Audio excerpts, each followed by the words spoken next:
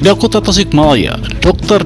Anus Haji Ivan Diksan Hasanuddin MSI, angkat bicara kaitan dengan sampah dan banjir yang terjadi di sudut kota Tasikmalaya. Ditambah pasca Lebaran yang notabene banyak pemudik yang pulang kampung. Statement ini dilontarkan di sela-sela halal bihalal dengan insan kesehatan Kota Tasikmalaya. Selama ini pasca Lebaran, sampah dan genangan terjadi di mana-mana. Bagaimana tanggapan Pak Sekda? Silakan Pak.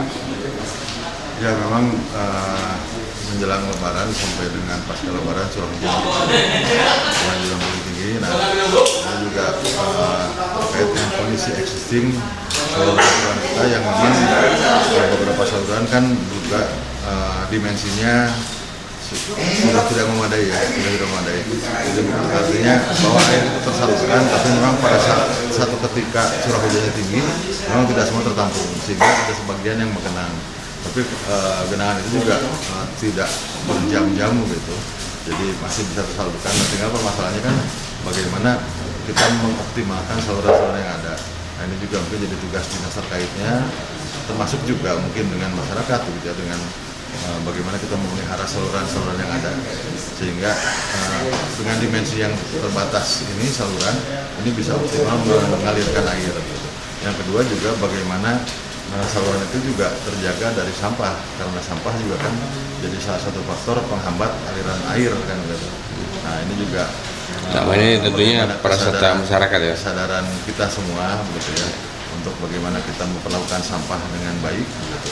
Kemudian yang kedua juga kita sudah minta ke Dinas LH bagaimana juga pelayanan angkutan sampahnya yang dioptimalkan, walaupun dengan semua juga bicara bahwa sumber daya terbatas, sumber misalnya truk-truk sampah terbatas, tapi bagaimana itu bisa di-manage agar ini bisa lebih optimal gitu, lebih optimal untuk melayani masyarakat gitu.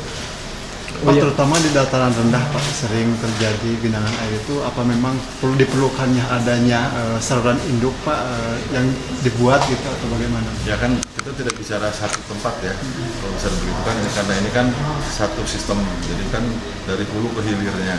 Nah, jadi kan kalau bicara kita misalnya begini, kita memperdalam satu saluran di satu lokasi, bukan sampai ke sana ya Pak ya?